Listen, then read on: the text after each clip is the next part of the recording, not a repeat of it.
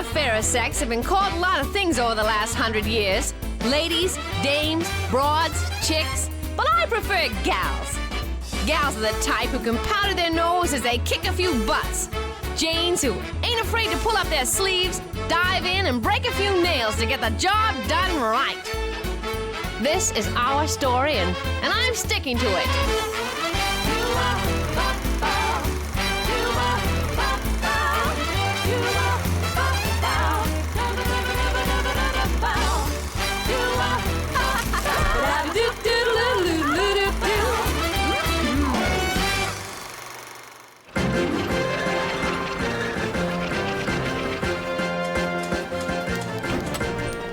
Here, gal reporter with the Canadian Times. I'm here to lay out the skinny. What I'm about to tell you is actually old news, but it'll be hot off the presses to most of you. It's all about the great strides we gals have made through the 20th century to reach the new millennium. It wasn't always easy or fun, but luckily, us gals have a sense of humor. Otherwise, we'd be crying in our teacups the whole time.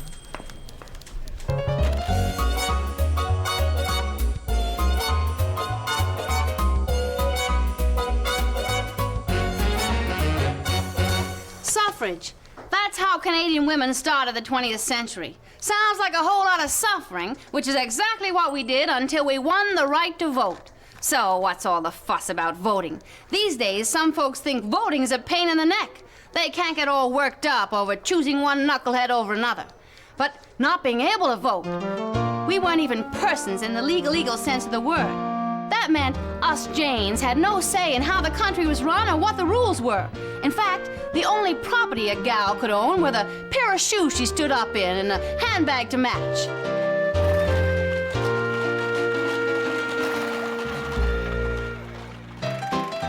The fight for the right to vote was a full meal deal, and it was a fight, all right. A big bust-up, just so we could say, I'm equal to you, Charlie. That's the way it is, and that's the way we're writing it down.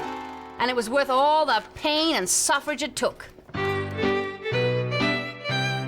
Take Nellie McClung, for instance. Now, there was a busy gal with a mission. She was a suffragist, a writer, a journalist, and eventually a politician. But first, she and her sisters had to get the right to vote from fellas who thought women voting was unladylike. But our Nell had a sense of humor.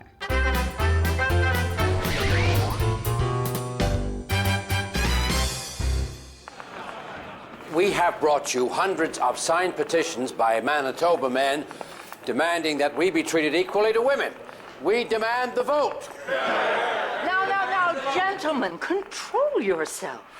In this agricultural province, man's place is on the farm. Shall I call him away from the useful plow and barrow to talk noisily on street corners about things which do not concern him? Politics unsettle men. And unsettled men mean unsettled bills, and broken furniture, broken vows, and divorce. When you ask for the vote, you are asking me to break up peaceful, happy families and to wreck innocent lives.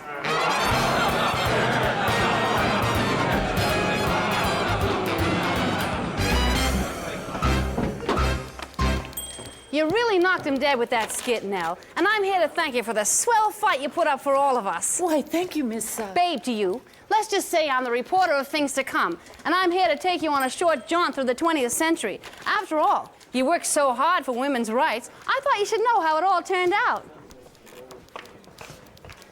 Now, Nell, you really got the ball rolling on votes for women. And you know, women had to fight in every province and territory of Canada to get their rights. Quebec women didn't get the vote till 1940. How'd you do it? Well, we were obsessed with the belief that we could cleanse and purify the world by law. We said that women were the natural lovers of peace, purity, temperance, and justice. Oh, there never was a campaign like the suffrage campaign. That's right. You really showed those nincompoops that we gals don't give up till we get the goods. But when it was all over and the smoke of battle had cleared away, something had happened to us. Our forces, which were so well organized for the campaign, began to dwindle. Cheer up, kiddo. You got the whole thing started, and I'm here to tell you, it ain't over yet. Remember the persons case you and your 4 Alberta sisters fought so hard for? We lobbied the British Privy Council to get women legally declared persons so we could get appointed to the Senate. Let's look at it this way. We Canadian women started in 1900 without the right to vote or work after marriage. We hardly had the right to own property or get a decent education.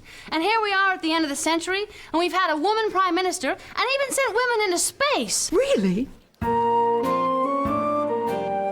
It happened because you and the others wouldn't give up.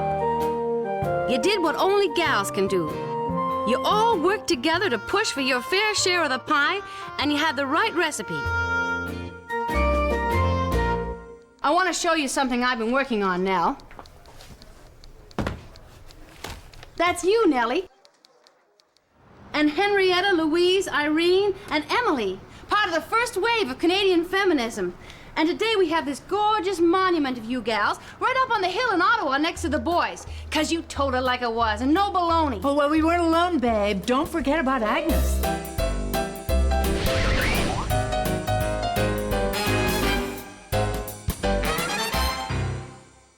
Agnes MacPhail, Canada's first woman member of Parliament, was a good example of how Canadian women never take never for an answer. And even though for 14 years she was the only gal in the House of Commons, that couldn't stop Agnes from speaking out on behalf of her sisters in world peace every chance she got. She was probably the first woman to use the F word in Parliament. I am a feminist, and I want for women the thing that men are not willing to give them: absolute equality. We will not get it this year, but we will get it next. I must say that in the beginning it was only white middle-class women who benefited. You're right, Nell. At first there was only equality for women born on the right side of the tracks. But things moved, thanks to women like Quebec suffragist Therese Casgrain, Aboriginal rights champion Mary Tuax Early, and MPs like Judy LaMarche, and determined activists like Laura Sabia. You see, by the late 1960s, many women were really fed up with broken promises and double standards. They demanded action. You know, we women have accepted things that have been said about us that no Negro would ever have accepted. I think we've gone about as far as we can go with it in accepting all this discrimination, in hoping that it might be changed, and nothing has come of it. And this is why our insistence of this group on a commission on the status of women. It would place the emphasis where it should be placed, possibly. It will perhaps tell women that much of it is their own fault. And this is true. Much of it is our own fault. We've accepted it, the submissive secondary role. To quote a famous Canadian suffragist, never retract, never explain, never apologize. Just get the thing done and let 'em howl.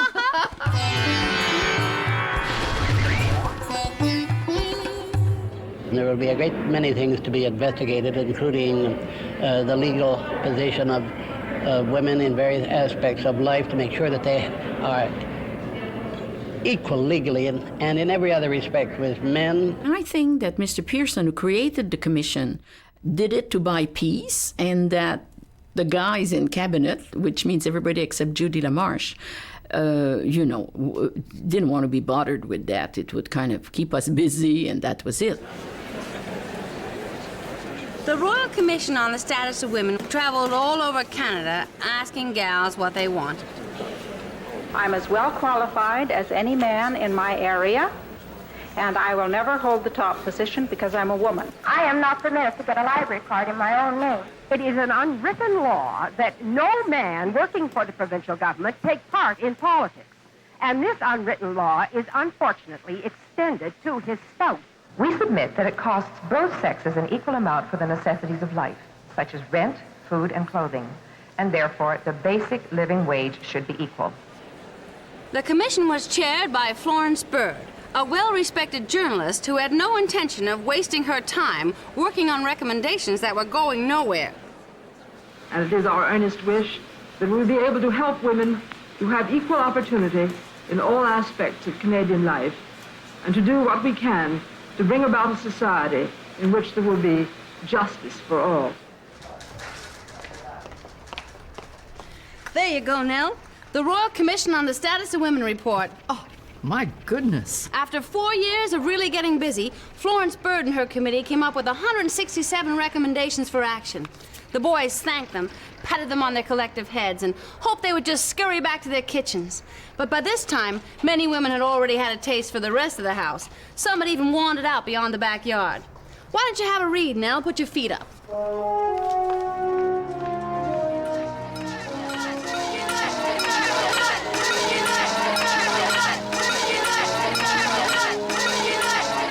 Such were the times. The times were very exciting, and we were inventing the world. In the 70s, I was part of a group that established the first rape crisis center, that established the first shelter for battered women. We became very active in daycare. Secretary of State Women's Program was very active, giving money to grassroots groups and giving the capacity for contacting each other to women all over this very vast and dispersed country. We had a lot of things happening that gave us a sense of solidarity, and we were excited.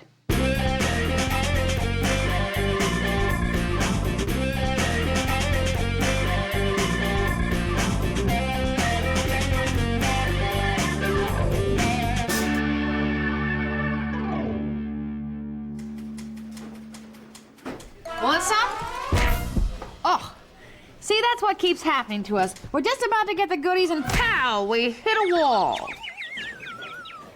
When they drew up the new Constitution and they dotted their I's and crossed their T's and their curly Q's, guess what? They left women out again. You just can't leave it up to the fellas. And I was just wondering why we don't have a section in here for babies and children. All you girls are going to be working, and we're not going to have anybody to look after them.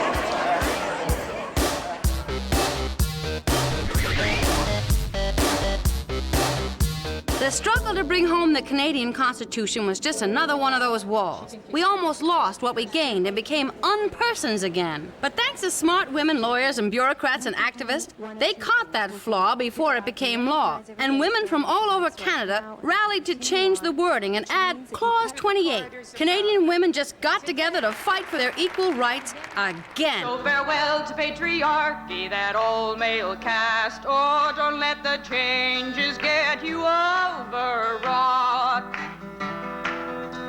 Oh, no, don't shed a tear. That's too female, my dear. Just stick it in your Ripley and believe it or not. Things are looking up all right. We've got more and more dames in politics every day, even leading their parties. At this rate, we'll have 50% female participation in, oh, I don't know, say, another 100 years, give or take.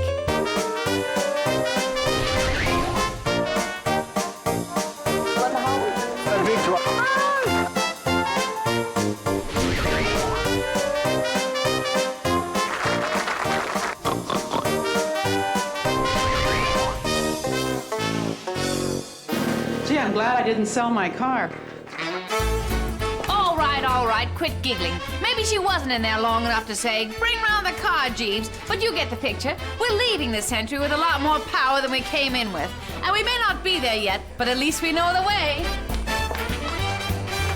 Don't mind if I do.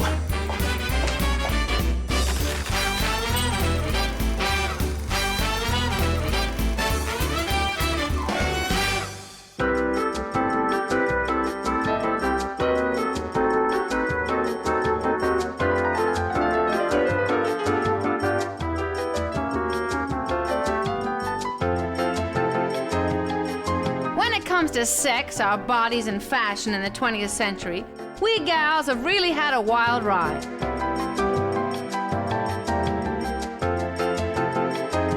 Now, you may not think that fashion is political. Well, take a look at our sister suffragists at the beginning of this century. They were running for the vote while tripping on those skirts, trying to wear the pants in the family when they weren't even allowed to wear pants. Being fashionable and comfy has always been a conundrum for us gals. And let's face it, who's got time to fiddle with the conundrum all day? First first they said, cover up, gals, your body's sinful. We had to be good girls. No dropping your drawers in this gear. Couldn't find them if you tried. And even though we had a lot more gear on, we were no safer. Whalebone corsets, skirts to the floor, and high heels sure cut down on the kind of things gals could do, like playing sports or hauling logs or, I don't know, running for your life. But then came the war, and we all worked for the cause. We bobbed our hair, shortened our skirts, and threw away those killer corsets. Hallelujah. We were flappers, independent women. Of course, gals wanted to look their best. You wanted to be sexy, but not too sexy. You didn't want to seem like you were looking for it. And if you were, the it you were supposed to be looking for was a baby, not a roll in the hay. And if you didn't want that baby, well, that was another problem. It was enough to make a gal wonder, just whose body is it anyway? Take old Dorothea Palmer, an Ottawa working gal, a nurse, who was trying to help women by giving them birth control information. She got herself thrown in the clink for it. That was back in 1939, and contraception was against the law for 30 more years. Even doctors like Elizabeth Bagshaw of Hamilton risked going to jail for helping women avoid pregnancy, but she had to, because women kept coming to her with the same problems. Mrs. Minsky, you can avoid getting pregnant by using a diaphragm like this. It won't hurt, and it's very easy to use. But isn't it against the law? My husband says... Mrs. Minsky, if you're planning to work, how could you do that and continue to have babies? It would not be good for your health now, would it? Yeah, it's for my health. I will tell my husband that. Thank you, doctor. And Mrs. Minsky, I want you to come back to see me in a week so we can check to see that you are using the device properly. Do you understand what I'm saying? Yeah, I do. I will tell my husband that. I will make him understand. Good luck, sister.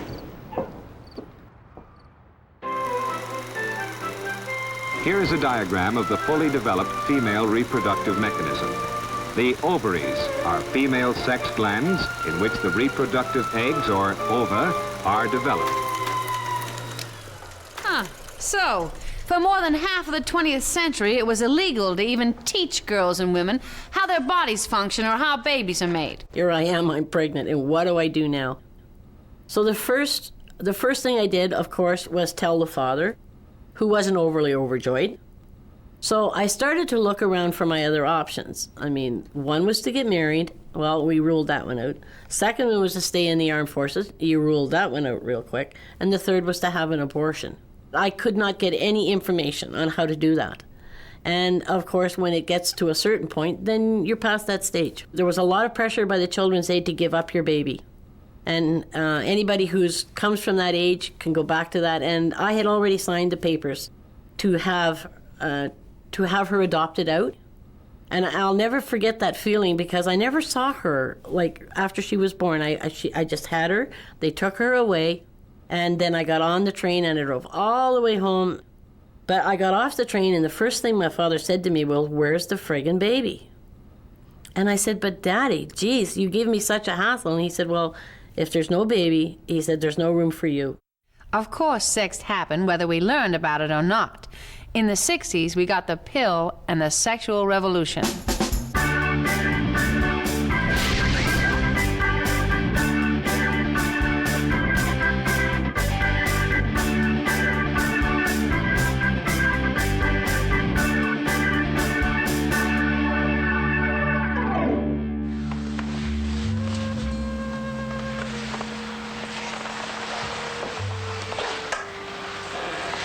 What's the matter? Nothing.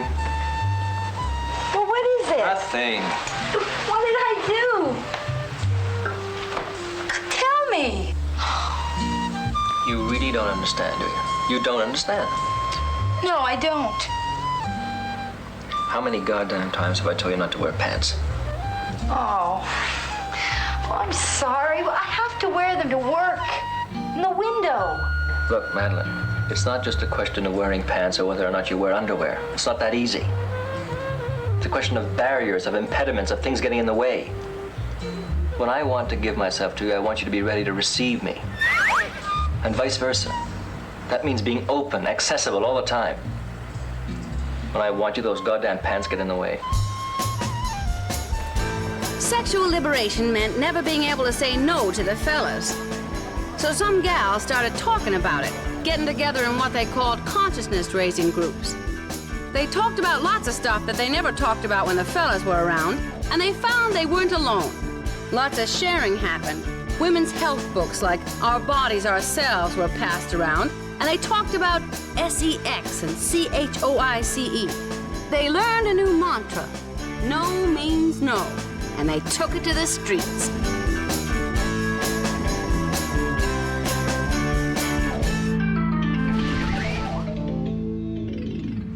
Our fashions may have changed over the years, but our bodies remain the battleground over reproductive rights. Dr. Henry Morgenthaler challenged the state's control over women's bodies. He opened abortion clinics in Quebec and then all over Canada. Not only contraception is important, but the access to safe medical abortion is absolutely essential, not only to protect the lives and health of women, but also to permit them the freedom to be full human beings. I don't think I ever saw anybody who actually used a coat hanger. I think that became the symbol of illegal abortions, but certainly they would use things like potassium permanganate, which would ulcerate, cause bleeding, and then they would go to emergency hemorrhaging. And I certainly saw a number of women left, I would think, sterile from the consequences of abortion, having to have major surgery because of the infection. I was so desperate not to have that seventh child that I was willing to sort of put myself at risk. Thinking back on it now, it makes me very angry to think that I had to do that and run the risk of leaving my husband with 6 small children and no mother. Well, here it is, boys and girls, the female body, the site for so many battles for control. Oh, and I forgot to mention the latest player in this not-so-sexy struggle, the new reproductive technologies. New reproductive technologies are basically the new ways in which we can create human life in the laboratory. And that includes things like in vitro fertilization, which is basically where a sperm and an egg is united in a petri dish in the lab to create an embryo. On the positive side, these technologies and this whole rapid development of the options available have meant that couples who before would not be able to have children are in fact having children. The bigger question in the long term, in terms of follow-up, is going to be, are there long-term impacts on the child and on the woman as a result of the use of the chemicals, the drugs? Women are at the center of this. Are we going to be machines that produce ova for research or for insemination for research purposes? How is this going to play out? I believe the language of ethics is powerless against the language of commerce and the language of progress. Well, there you have it. 100 years of sexual revolution and not much evolution. Gee, time flies when you're fighting for control of your own body.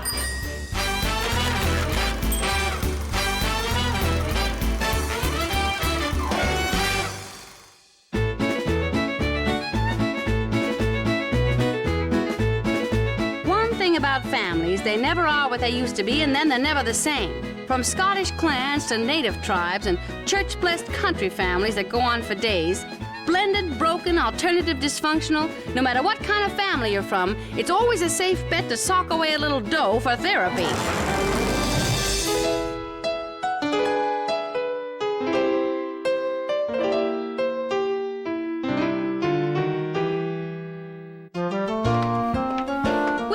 Have certainly seen the family change over the last century. Take me, for example. I'm a single gal. They used to try to pressure me into getting hitched, and when that didn't work, they pitied me as an old spinster. Now, apparently, I'm a role model, an independent career gal. And the beauty of that is, I can still do all that and have a family. It's called having it all, but I call it doing it all, and boy, am I bushed. Mind if I take a break?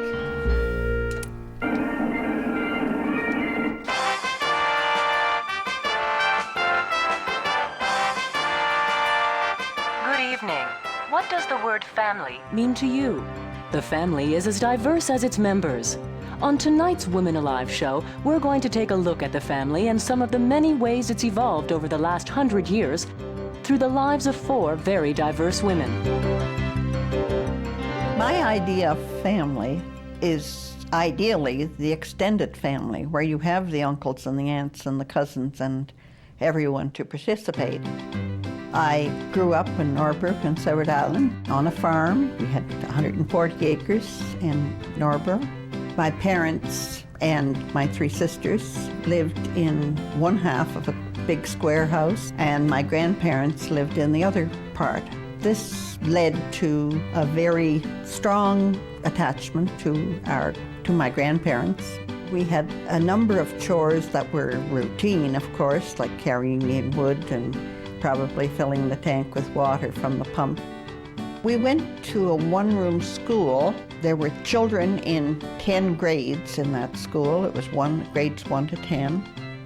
Any farm woman in that community at that time would be very involved in not only her domestic duties around the house, but also on the farm. Mom would be involved in the milking of the cows, in haymaking. She would be involved in helping put the hay on the loft, thrashing the grain.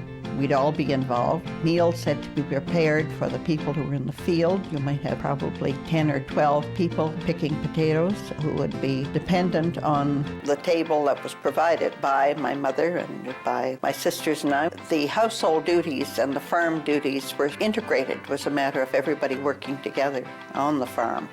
We had a very extended family on both my dad's side and my mother's side. It was nothing for us to all get together and sing, or it might be dancing or whatever, according to what the occasion was. But we celebrated together many occasions during the year when we would go from one person's house to the other. A lot of my relatives and my father had troubles with alcohol. Prohibition was on and alcohol was not available. The women, I think in a lot of cases, kept the men under their thumbs. They controlled probably not only the consumption of the alcohol, but probably the amount of money that the men would have to spend on it as well. They were strong women. They had to be to survive on the farm.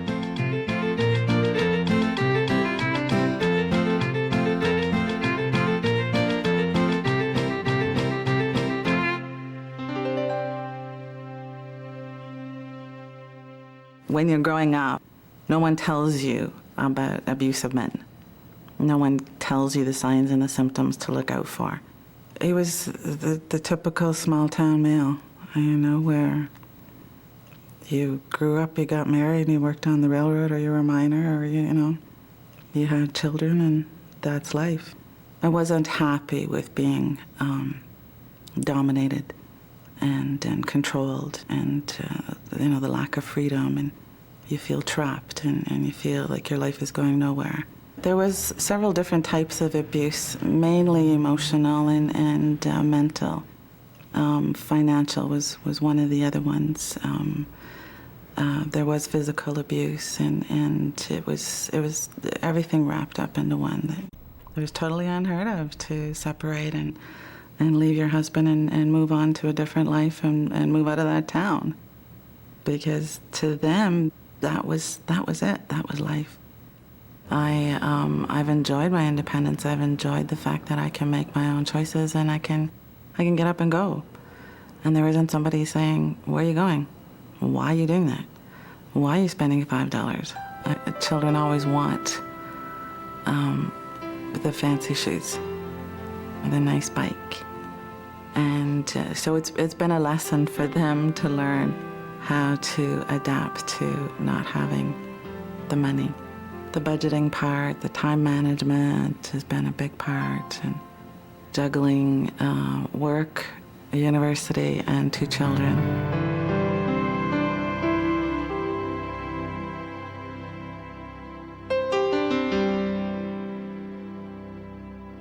So I kind of grew up my first 7 years in a little bit of a communal situation, I guess you could call it. My mom took more responsibility for things outside of the home. She worked outside of the home as well as in the home, and my dad sometimes stayed home and took care of me. which probably wouldn't have happened 50 years before, but I think that it was normal for the times. My parents divorced when I was 11, and that was probably a good thing for them, and it certainly wasn't a bad thing for me. I understood that it needed to happen. And about a year after my parents divorced, my mom fell in love again. However, it was with a woman. A little bit of a non-traditional relationship, I guess, and from that point on, I've had a second mom. It's not very often that you go from finding out that your parent has a new partner to moving in with them a couple of months later, and that was a big change. But I also really liked Jan and her son, and that extended community that of women and their children.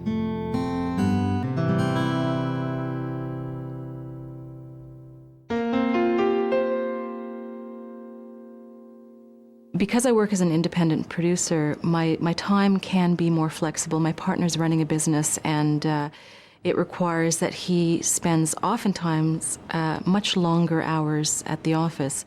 And so I will be picking up the slack at home. So I am the one who is constantly thinking about doctor and dentist appointments and photograph days at school, and whether the children have the right clothing for the particular weather that day, that their lunches are made. My days, my work days usually range, they're 9 to 5, more or less, unless I'm working on a particular project.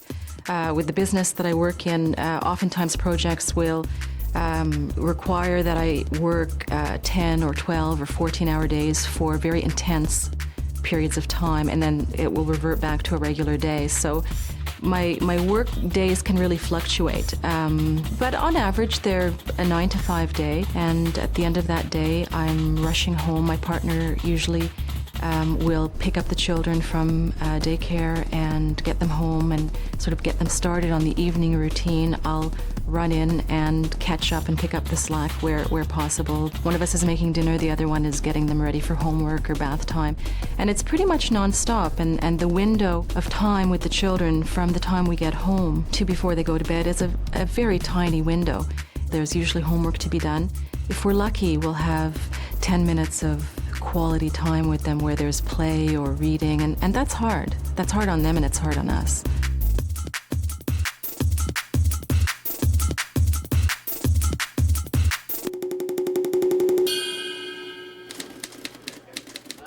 Those gals sure had a lot to say about the family, and I'm not talking about the official version either. Here's what dear Michelle Landsberg, a Canadian journalist of great wisdom, like myself, had to say about the family in 1982. The future of the family, stormy until we learn how to adapt to the turmoil of change. Custody arrangements, housing, childcare, social supports, all are limping miles behind our new needs and realities. But they'll catch up, at least a little, because the family is so basic to life that we could no more decide to throw it out altogether than we could dispense with our heart and lungs.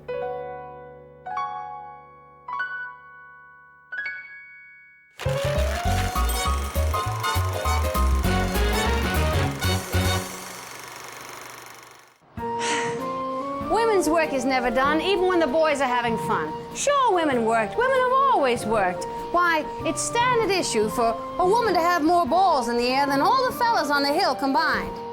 Why did we do it? We did it for love. We did it because it was there, and besides, if we didn't do it, no one else would. But they thought because we didn't get a buck for it, it wasn't worth a dime. After all, just because you gave birth to all humanity and washed it for burial didn't mean you were worth anything.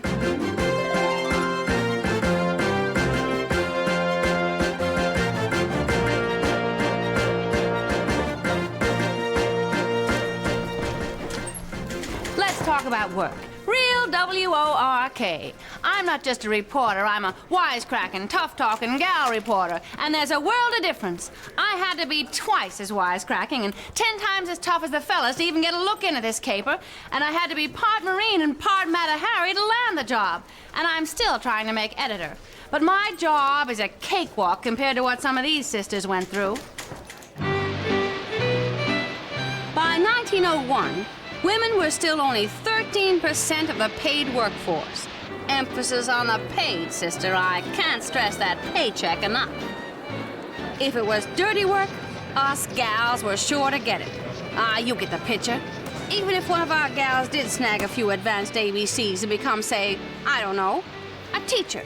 Well, if she found herself in the family way, the whole thing could fly out the door faster than chalk dust in a high wind. Get a load of the things these gals were told back then. Take Miss Lottie Jones, for example. She was offered a job in Ontario for $75 a quarter or $300 a year. Phew! And she had to sign a contract to get that pittance. And if that weren't bad enough, there was a whole list of things she was told not to do. Teachers shall not 1. Get married. 2.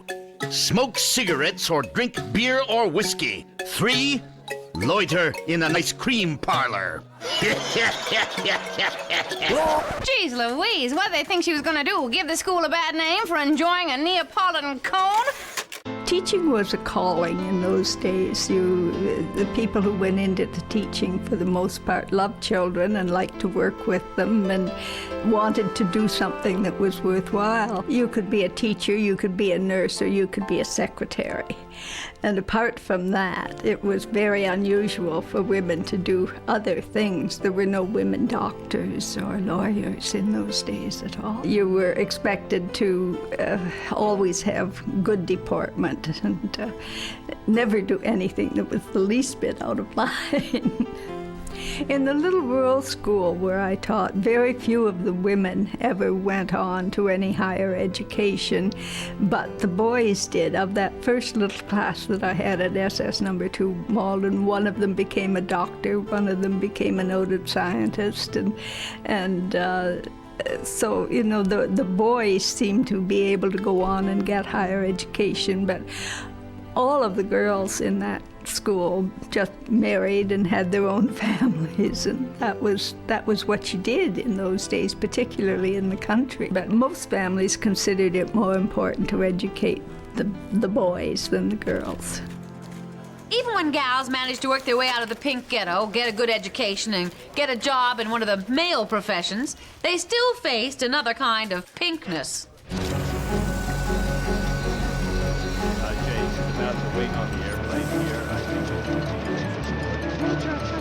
You may be wondering, babe, who is this dame? I'll tell you, she was the first woman in Canada to get a BA in electrical engineering in 1927, first female to be employed as an aeronautical engineer in 1934, first female to design an aircraft and run a plant of 4,500 men and women during World War II. Ding! She was Elsie McGill. Well, let's just say that she did a whole bunch of man's work for many years. And though she was recognized and praised for her work in the press, they could never forget that she was first and foremost a WOMAN. Miss McGill is all feminine. In a man's engineering world, she does not attempt to act like a man. She likes clothes, and though she wears tailored suits at work, they are not severely mannish in style, but have pockets which can hold papers and things. She likes to cook, plays bridge, knits, and likes afternoon teas. Wouldn't that just burn your biscuits? You design a plane, and still they're judging you by your doilies and your lemon creams. That's pinkness.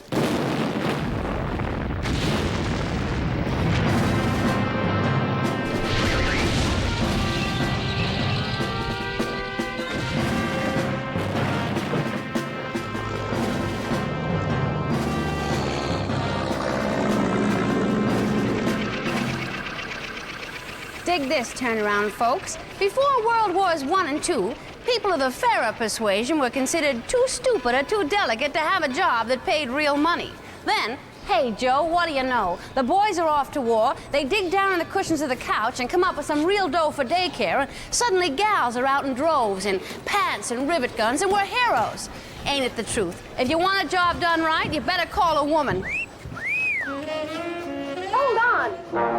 What kind of work can we do? There's accounting, stenography, writing, radiography. It may not sound romantic to be a simple clerk, but remember, In the Army, there's confidential work. we're the proudest girls in the world.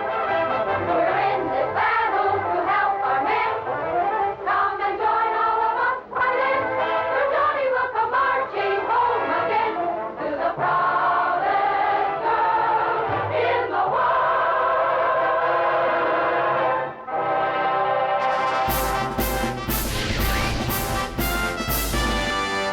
my boy's family is looking forward to peace now. My daughter-in-law to her old job, a wife. But a better wife and a better citizen because of her wartime experience. Are you going to keep on working? I should say not. When my husband comes back, I'm going to be busy at home. Good for you. Well, this job belongs to some soldier. When he comes back, he can have it. Oh, that's swell.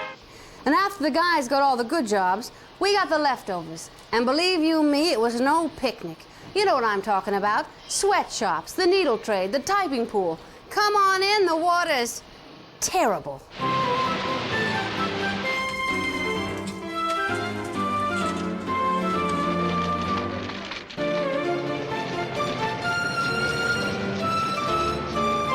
Every female who worked for Rio Algom had to type X number of words a minute, and I forget now what it was. It was a pretty hefty number anyway.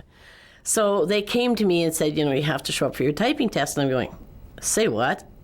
And they said, well, you have to show up for your typing test. I said, well, this is a real joke. I started as a machinist apprentice. I briefly went underground in 1985. Then I ran for a union position. I was there for 3 years, and then I came back and went underground in 1990. I always pulled my weight, and I never tried to shirk it. And I know that I worked 3 times harder than a lot of the guys around me worked. Number one, I guess, because I didn't know the shortcuts. And number two, because I knew it was expected of me, and there wasn't a day from 1975 when I stepped foot on that property that I knew I wasn't in a looking glass. I knew it. The other thing is miners are a special breed. You are your brother's keeper. You literally are. You have to be their eyes and their ears. And once they find out that you'll be there for them, they're always there for you. The whole Bill 70 came out of Elliott Lake. I mean, our men were working in terrible conditions. And to get involved with that fight, when I started doing compensation, that's when the miners finally trusted me. When they realized that if I said I'd get back to them, I got back to them. And I took on occupational disease, and it's just still a passion with me. One of the reasons that I stayed active within the union, I think, was because I understood that without a union, you didn't make a living wage. I had lived long enough in Northern Ontario to know that if you lost your breadwinner, you probably had no other job to go to, because the only other jobs in the community would either be as a teacher, which was another female ghetto that was underpaid in those days, or as a nurse, which was another backbreaking job and very underpaid in those days. But if the trade unions made the money that I could see coming, on other checks, then I knew that if there was a chance, I wanted to be there.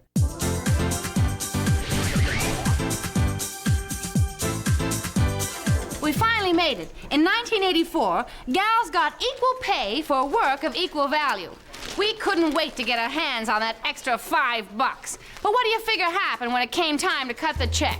The feds choked. They couldn't cough up the greenbacks. I'm still coughing up greenbacks myself, actually, but I'm taking echinacea. According to a study of the 1996 census, there seems to be large wage gaps between male and female workers in the same professions. On the average, a male architect makes $15,000 more than a woman. A male letter carrier will bring home $10,000 more, or female dentists pull in a whopping $40,000 less than a man. Among truck drivers, the gap is $8,500. And finally, in the most honorable of professions, journalism, men make on the average $10,000 a year more than women. Despite glass ceilings, these days we have women in space, women running major corporations, women bankers, farmers, Indian chiefs. So let's keep marching, gals.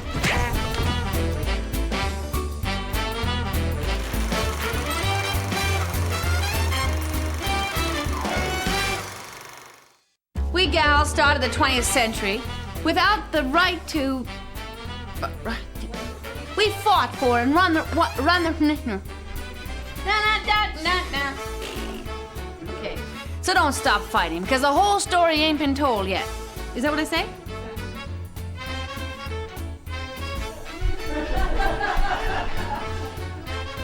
And remember, for stomach upset, okay, it's gonna be a blast.